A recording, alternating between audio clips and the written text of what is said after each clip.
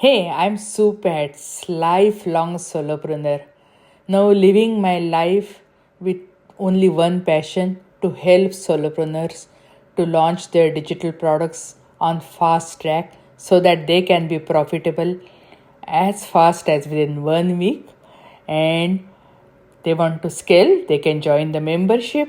And as a bonus, I show them how they can sell their digital products all over the world using affiliates. Without further delay, let's get started. How do you define success? Because many times people think, oh, okay, that person is a billionaire. So he's successful. And oh, that person has everything in line. And we really don't know what is happening in their life. So, but we see from behind and or even from front and from side, everywhere, we think everything is in the right place and that person is doing really well, is very successful. But if you have read Steve Jobs' last write up, it is full of regrets. He said people think that I'm very successful, I made so much of money, but he said I didn't even pursue my hobby, I didn't have friends, I didn't do nothing in my life. I just kept on working on Apple, and now I'm here on my sick bed and I can trade everything except my sick bed. So then he himself felt he was not successful. How do you define success? So now we have Betsy here, and she's going to tell us what real success is. Because she is an entrepreneur, but she understands all other areas, and I'm pretty sure people in her community, they are not going to have their last write-up full of regrets, just like Steve Jobs. So without further delay, let me invite Betsy Pepine. Sure, stage Thank is you. all So happy yours, to be go here, ahead. Sue. Yeah, I think that's a great question. I spent the first 40 years of my life checking off the boxes of what society told me, society, culture, my family of origin, um, told me what was successful. And I made the assumption that if I did those things and checked off those boxes, that I would be successful and thus happy. And I found myself in my mid 40s with several thriving companies, debt free. I have a great family, but I was not happy. And it honestly took me about a year to even be able to admit it to myself, because for a long time, I felt like, what right do I have not to be happy when you see so much, you see so many things in the world that people are so much worse off than you. So what right do you have to even whisper that you might be unhappy? And once I got real and said, I can't continue living like this, um, because as you get older, you realize life is so short and we are just truly every day could be my last day here. And there was a huge disconnect for me understanding that if it truly was going to be my last day here, I wasn't living it the way I wanted to. So I went on a journey of reflection, of therapy, of journaling, of meditation, of yoga, of EMDR, of bioenergetic work, spiritual work, trying to understand what was the gap, what was missing in my life or in me that was causing this discomfort and void. And for me, the common thread was that I was feeling really confined by what I just call these metaphorical boxes that I felt that I was in, whether they were imposed on me by my family of origin or my religion or my peers or myself. But I had never really questioned them and recognized, are these boxes meant for me? Were they meant for me at one time and perhaps I outgrew them? Some boxes, they were never meant for me, but I never questioned my entry in them or my membership in them. Um, and what boxes did I put other people in that could be causing them the same discomfort that I myself am feeling. And so I've been on this journey now for about 7 years, and it's a journey. I haven't arrived. I definitely am much more happy and content and fulfilled. I've stripped myself in layers of things. A lot of things were material things. I lived in this luxury home. I sold that. I had some luxury items in my life, got rid of those. They always felt disconnected to what I was. And I'm not saying luxury things are bad. For me, there was a disconnect. Those things they were not consistent with my values, and shedding them gave me such freedom. So, yeah, I've just been on this journey. I wrote a book about it. I've talked to other people about it, and it seems to be, and I truly believe it's a human problem. You don't see other species in the animal kingdom worrying about and putting other creatures in these boxes. It's truly a human construct. And then the staying in the boxes, even when they no longer serve us and are causing us harm, again, that's another universal human condition. So it's something that I've been kind of on a mission to explore, talk about, interact with other people, and share our stories, because there's so many boxes. It's not just our gender box or the box that our religion puts us in. It's so many different ways that we can look at it and become more free when we become I can more relate to aware. you so much because Yeah. I think first box people are in that get a good education and good job and you will be set for your life. And Yeah. that box is such a lie. And if you realize that box is a lie, and but people sit in that box, and if they realize by the end, they say, "Oh, okay, no, it is too late." It's always break. It is easier Yeah. to break the box initially than at the end, because then at the end, oh, it is too late. People come up with any excuses, but it is so enlightening to break the box. And then once you're successful, then people will take credit. Oh, I always told you so. That's okay. If you want to take the credit. No problem at all. It is my life. I want to live with my own terms. And I Yeah. also relate to your other thing, that got rid of stuff, because I'm at that stage now. I really want to live minimalistic, and my kids are grown up Mhm. and now they are working on moving out. So I told them, just take whatever you want from this house, because I really want to live minimalistic. And I remember we Yeah. donated the furniture in our living room. Full furniture we donated, and then furniture from our master bedroom came into the living room, and still means basically we feel, oh, we have a lot of furniture. And my friend came for Yeah. New Year's Eve party, and she said, "Oh, your all furniture is gone." I say, "Yeah." I say, nobody was using living room, because we are either in the kitchen or family room, and in my office, and then bedroom. The living Yeah. room was always empty. Only when we throw party, people are there in the living room. So yeah, this is so empowering, because Yeah. means especially now, I always feel like that. What you said, right? You really don't know. You it might be last day today, and Mhm. yeah, this is like hotel. Yeah, we are here for some Yeah. time, but hey, we are when we want to check Mhm. out, it's better to clean the hotel and empty it, Yeah. and yeah, then you leave it, right? Yeah, means that is what just it is means basically. So what are these? I mentioned one box which many people face, but can you give me some examples of these boxes?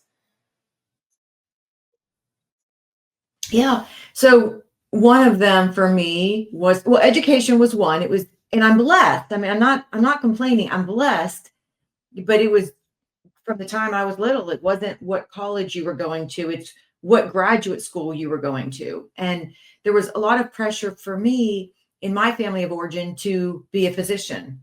My dad was a physician. I grew up working alongside him in the hospital, volunteering, my sisters and I. My sisters are both physicians, their husbands are both physicians. I didn't want to be a physician. I had zero desire. And so we all went to the same college. We were all pre med. And I had to break it to my family junior year when I had to declare my major that I was not going to go to medical school. And I felt like a black sheep and felt less than because I didn't want to pursue being a physician. And I struggled with that for probably a decade. And I ended up going to graduate school, getting an MBA. I actually got two concentrations, one, my passion, which is marketing, but I picked up a second concentration in healthcare management to just feel like I was still had my foot in the healthcare arena because that was what was expected. And I spent a decade in the pharmaceutical industry. I didn't enjoy it, but felt pressure to stay in that industry. And finally, I was 32. I had two daughters. They were 1 and 2 years old. I found myself suddenly single and downsized out of a job. And I thought, you know what? This is the universe, God, source, whatever you want to call it, telling me this is not the path for me. And I felt like I had license then to try something new. And so that's when I decided to go into real estate. I'd always loved real estate. And that was a shock to my family because in real estate, in our country, in real estate, so I have a graduate degree, and in real estate, you don't even need a high school diploma. You need a GED, and you pass a test that takes about a week to prepare for, and you have a license. And I remember when I told my parents, they kind of patted me on the shoulder and said, Betsy, you go do what you need to do. Just know you won't be our realtor. And I was crushed. I said, why? And my mom said, well, we were in this house and the house I grew up in. And she said, this, you remember so and so who helped us buy this house? I said, yeah, absolutely. I said, we would use her. And I said, Mom, that was 40 years ago. And she said, yes, but every year she sends us a box of chocolate for Christmas. And I said, you know what? I was hurt. I was devastated. But I also said to myself, if that's all it takes to get a client for life is sending a box of chocolate every December, I'm going to do really well in real Yeah. estate. No, this is really good, because Yeah. I remember one comedy movie. Everybody in that family was a physician, and then one daughter chooses her match to be a nurse. And then they get together, and every family gathering, how they put him down and all.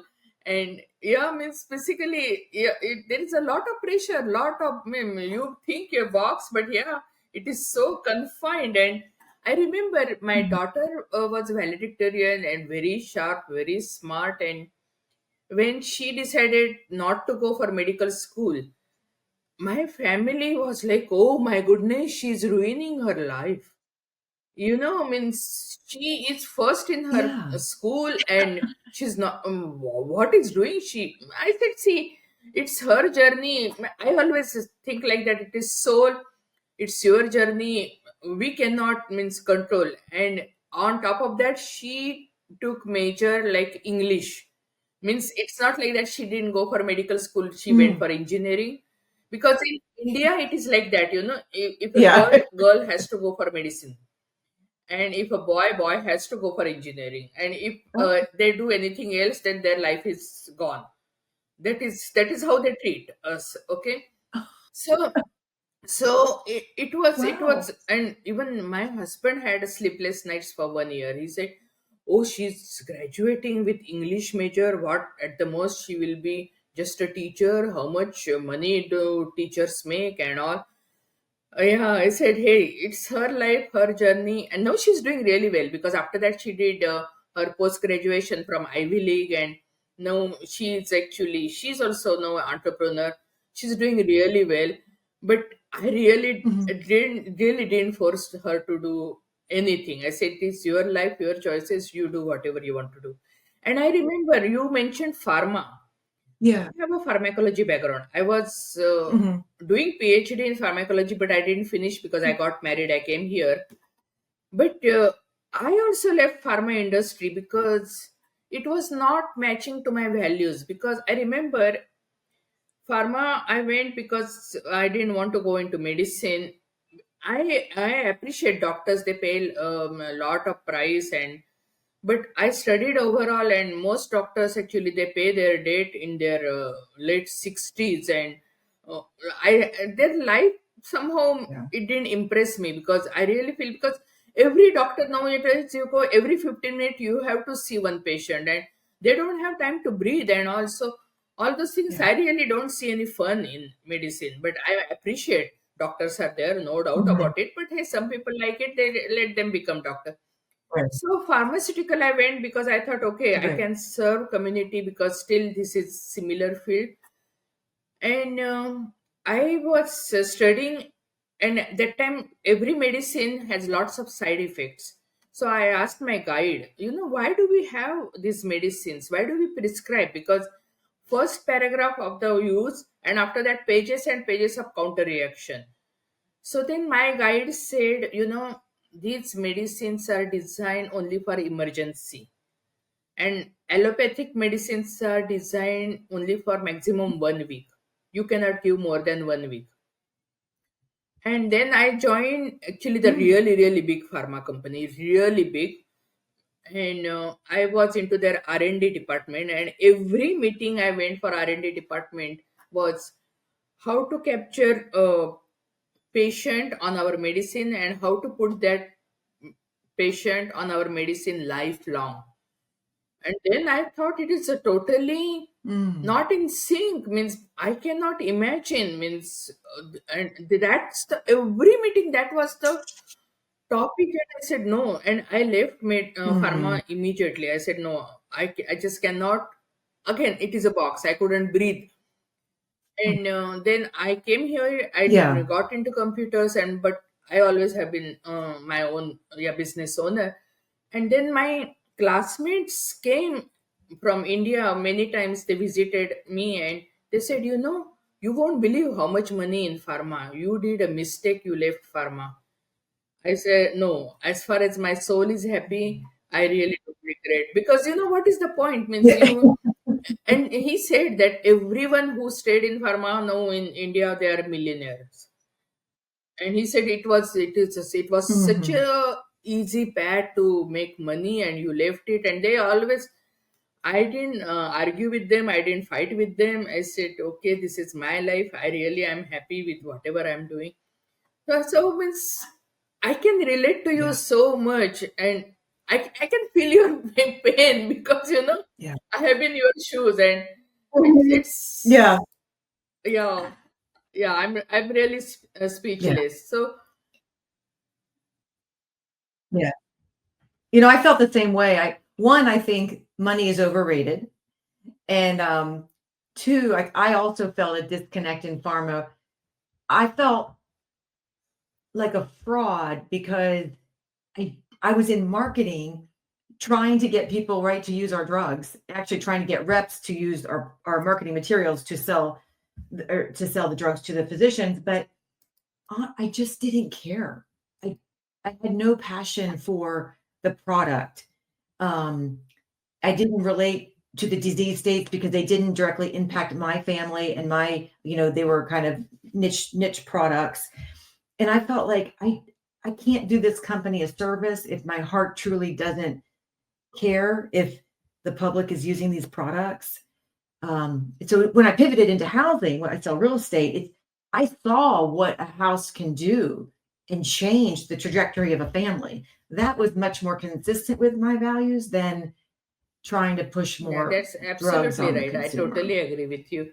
So if someone is stuck in the box, how can they break the box? And Mhm.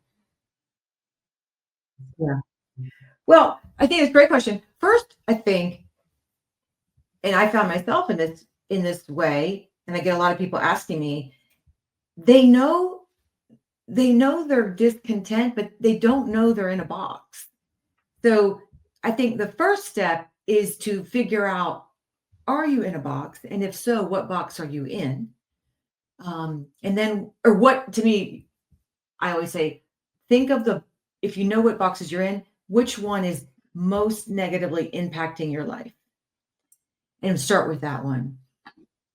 I believe that, myself included, people stay in boxes that no longer serve them for a couple of reasons.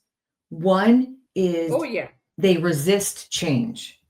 I think we humans, we don't like change, even when we know there's change for the good. Change just creates stress in our systems, and I think our first reaction is, let's keep everything the same.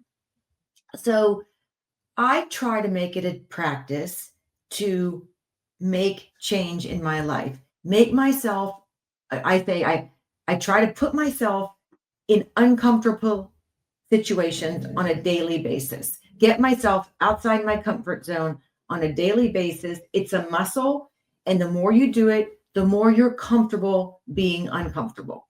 So that would be my first step. And even it's a baby step. So for me, every morning I start the day, I leave my warm bed because I have a heating mattress on my bed, and I just turn the shower on as cold as it will go. And I stand under a cold shower for 5 minutes. And I know that if nothing else happens today that's put me in the uncomfortable zone, this has. And so it really primes you to be able to take on things that may cause you discomfort.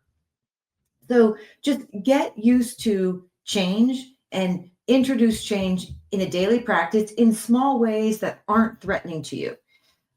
Then identify what your fear is, because usually there's an underlying fear.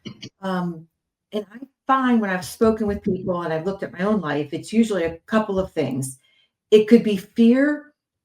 It's a fear of loss, a loss of status. So like I did fear that when I told my parents I wasn't going to be a physician, I definitely felt that, because in their eyes, they have a hierarchy and physicians at the top, and anything below a physician, anything you would choose to do outside of a physician is automatically perceived as less than. So I had to be okay with them feeling like I was less than for choosing a different path.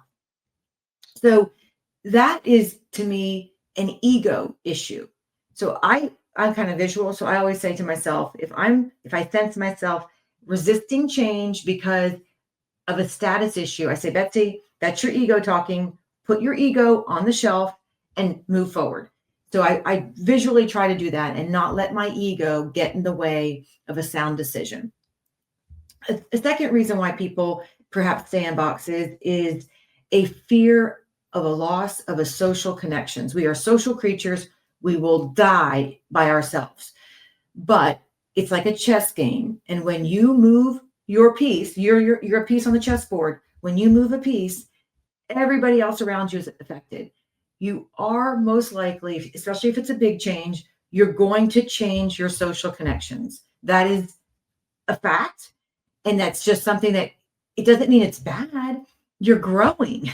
So as you grow, sadly, there are some people who aren't excited to see you grow, and they're going to fall off, but you're going to enter the perimeter of new people who are growing with you, who are maybe even way ahead of you. So shore up that social connection so that, yes, you're going to have some loss, but you're going to also have some really You're actually significant upgrading gains your that social are connection. going to be inspiring.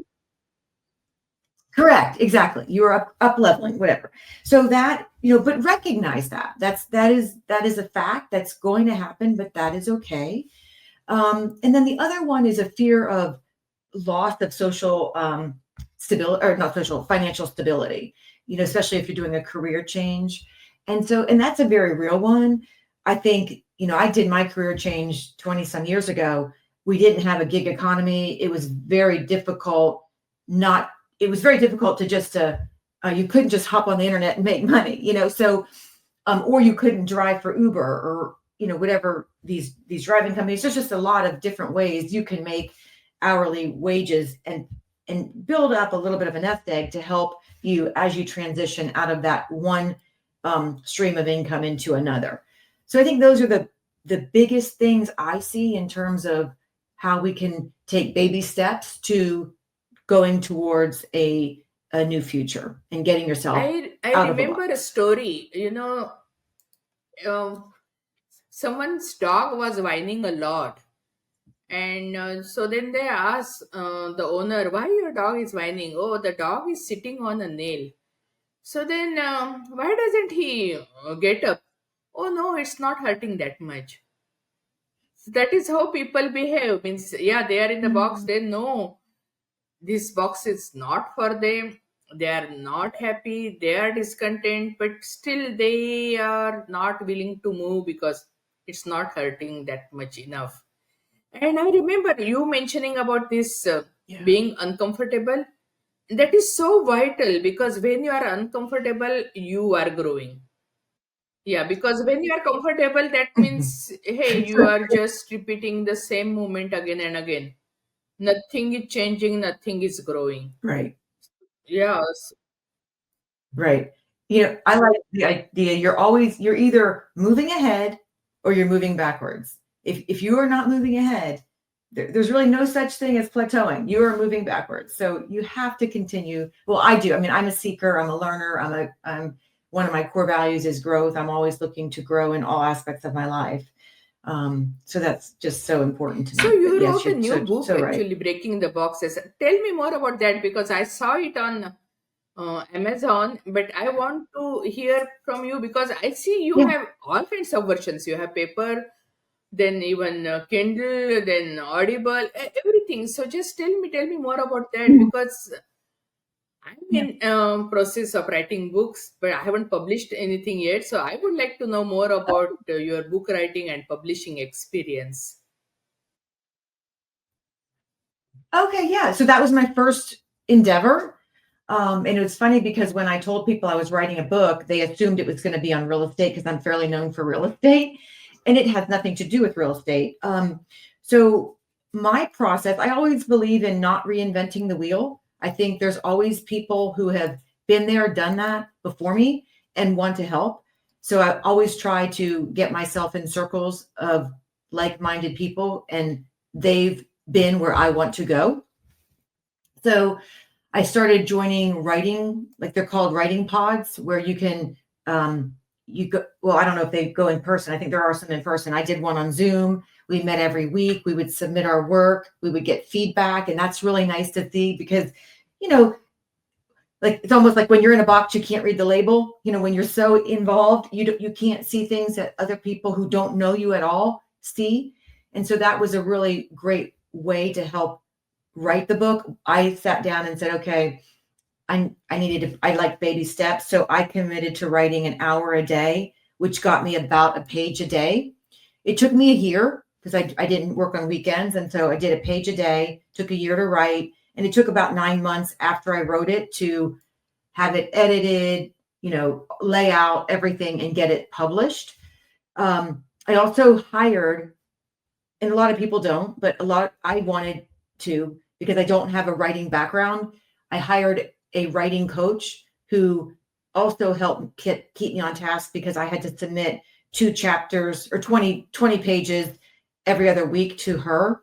And she's a prolific writer. And so she really gave me great um, suggestions and feedback on flow, and it wasn't editing like syntax and stuff. It was more just development because I did stories in my own life, but just techniques and tools to help me. So those are the kind of things I used before getting it into the editing stage. I then hired a they call it hybrid publishing, where it's you pay a company who does all of the layout and editing and graphic design for you, but you own the rights to your book. So you haven't given up any of your freedom. You also aren't waiting. You could wait for a long time to hear back from publishers if you don't have an agent and you're trying to go into one of the big publishing houses. And I didn't really want to wait. I really wanted to see it be released, and it was released last fall. Um, so I did that. And then I hired what I learned, and it's kind of like real estate. Just because you got your real estate license doesn't mean people are going to start calling you to buy and sell real estate. just because you publish a book and you put it on Amazon doesn't mean people will buy it. You have to let people know. And so honestly, in looking back, getting the book launched is it's like half of your work is done. And now you've got to start, well, you start before you publish it, but you have the marketing of the book is just as much as labor intensive as the writing of the book. In being full transparency, I do regret. I was so wanting to get the book out. I did not do a great job. Like I'm known for real estate. I'm not known for this kind of space. And so my audience, while I have a robust mailing list and I'm not hugely I don't really care for social media. I do it because of my real estate business. I didn't spend time getting those audiences built for this topic.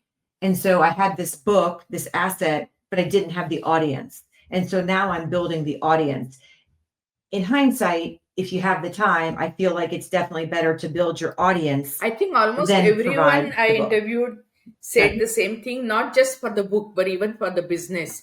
Because I asked what one thing you would change if you start your business from the beginning, and they said, Yeah, "Oh, I would start networking well in advance. Means I won't wait till my offers are ready. yeah, I will start networking quite well in yeah, advance." So yeah, yeah, so just wanted to yeah. ask you, means, so how can someone find you? Where can they find you? Where can they how can they follow you? I am on all the social channels, Facebook, Instagram, LinkedIn, with my name, Betsy Pepine. Um, I also have a website, betsypepine.com. You can sign up for my newsletter. And then the book is on Amazon, Barnes and Noble, and all the major So I just online book wanted to know more retailers. about your services. So what all the services do you provide? Because Mhm. you seem to be really multi-talented. So if someone wants any kind of help, what areas, how can you serve them? So in my day job, is my real estate. So I have a brokerage, and so we do real estate sales, so residential and commercial sales. We also have I own a property management company, so that's if you're an owner and you want to rent out your property, or if you have a commercial lease or building, you want to rent that out. Any kind of rentals, we procure the tenants and we manage the properties for owners. We have a title company, so you need title services for closings, and so we have a title in-house title company that can do title work. We can do title work for people who just need to transfer deeds. They don't have to buy or sell through us, but they may need some title work. Um, we also have I own a real estate school which provides education. So if you want to get your license in real estate, and then if you need to do continuing education for your real estate license, we offer that. Um, let's see what else. We also probably what I'm most proud of is our nonprofit. We do a lot of work in the community. I feel strongly that growth is one of our core values, but also impact, and we want to have an impact in our community that's been so generous with us. And so we have a nonprofit, and we build affordable housing for cost burdened families in our area to help. We have a really our median wage is so low compared to our median housing cost in our county. And so we have a lot of people who just cannot afford to be in a home. And so we're helping That's address really that problem in great. our area. And what tips you can give about real estate as investment? Because my husband actually invests money in stocks, he does trading and all, but we never did any investment in real estate. But I remember actually my parents, Yeah. my dad especially, and even my grandpa, they just had a hobby. They just kept on buying land, land, land. Oh my goodness! And the Yeah. it appreciated so much. I just cannot tell you how much it appreciated. Just cents to just thousands and thousands of dollars. Yeah. Yeah. So, any tips about that real estate as investment? Yeah.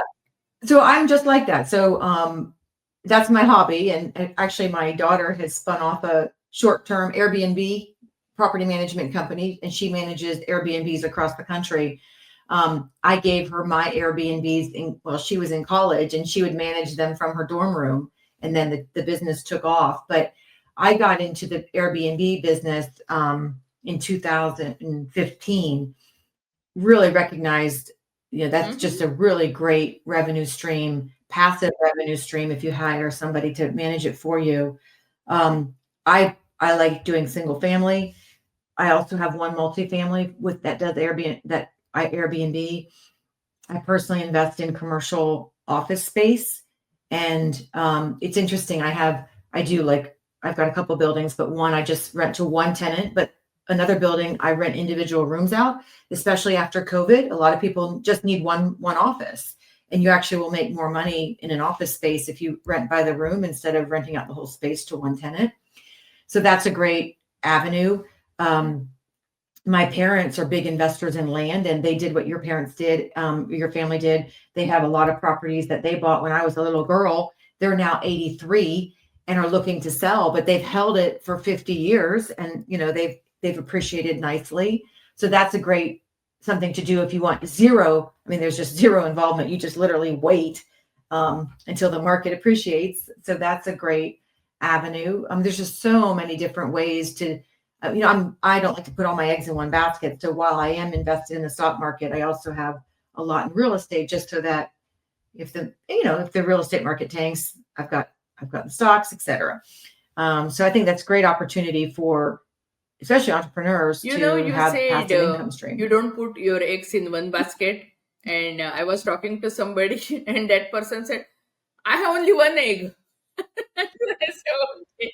Yeah, yeah, that was so funny. So again, I clearly see that we are in a box, because you know what happens. There is a fear of unknown to break the box, because if you when we were thinking of okay, investing into real estate, it was like that. Oh, my friend had one tenant, and he refused to move out. He didn't pay any rent for 3 months, and then they went to court, and then court actually gave means basically all the results on the tenant's side. He lost so much of money and all.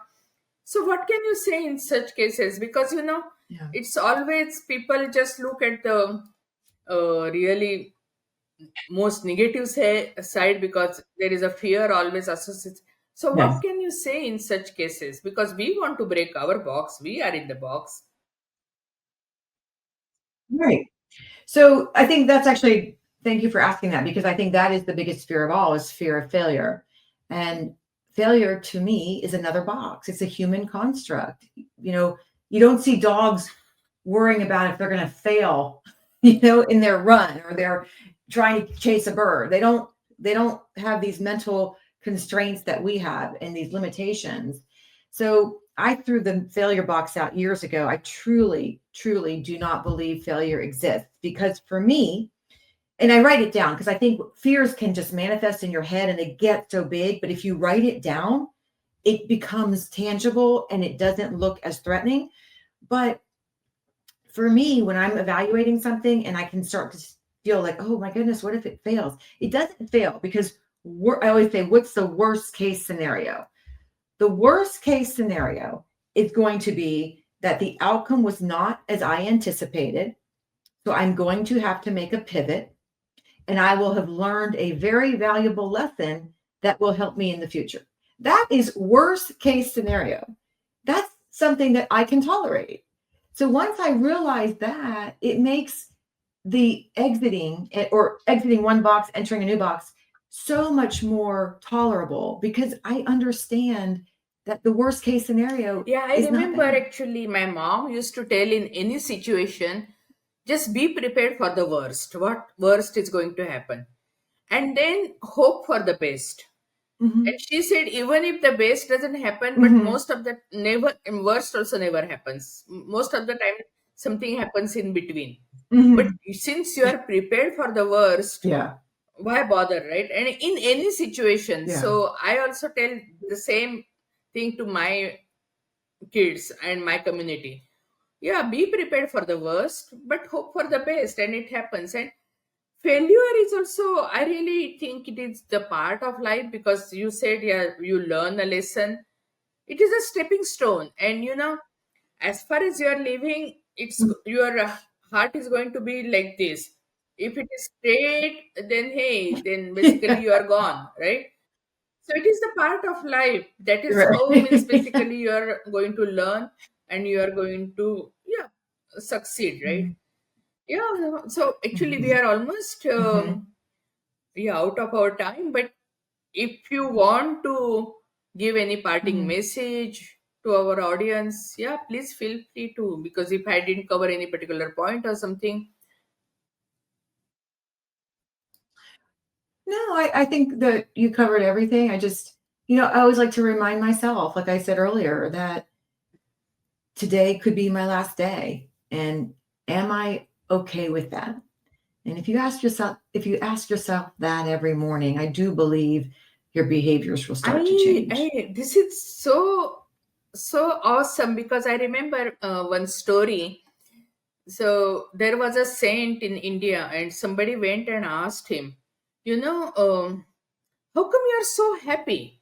I always see you are happy, you are not bothered by anything. You are so happy. So he said, I am always thinking that I have only 2 weeks to live. And that is how I live. Mhm. And if I get more time, then it is a bonus. So he said, then I don't have any baggage, because Yeah. then, because I'm prepared. And he said Mhm. he applied that solution into his life, that other person who was asking his opinion. And Mhm. he said, I went home, and Mhm. I also started behaving like that. I have only 2 weeks to live. And he said there was some case going on between me and my brother about land. And he said I just gave up the land to Yeah. him, and I really feel so free, because Yeah. otherwise we have been fighting over 20 years, and the case was not moving, and I was not breathing. And also he just started telling how his life changed. But I think you are even one step ahead, that Yeah. okay, today is my last day. And I think that takes lots of guts. And someday I think I should be able to implement, I should be able to think like that. But hey, for me right now, I'm just thinking like that, okay, I have just maybe like 2 years to live, maybe To- like 2 months to live, 2 weeks to live. And yeah, eventually, yeah, I will grow up, and I will start thinking, okay, today is my last day, and Mhm. am I prepared for that? Mhm. Hey, thanks a lot. Thanks a lot for Mhm. coming on a New Beginning Inspiration for You podcast. And thanks a lot for blessing our audience. We really appreciate. All the best for You're all your welcome. endeavors. And yeah, means it is a great story, because it is not Oh. easy to break a box. And especially uh, some people, Mhm. they are in box, but they are such a high level of box, and that box is very hard to break. But you Mhm. broke that box, and you showed others how even they can break their box. So this is, I think, Yeah. a great service you have done to humanity. Totally appreciate. Thank you. Yeah. Yeah. Sure, sure. Well, can I say one more thing? You just reminded me. You know, when you just said some people really struggle and because they're really ingrained in the box.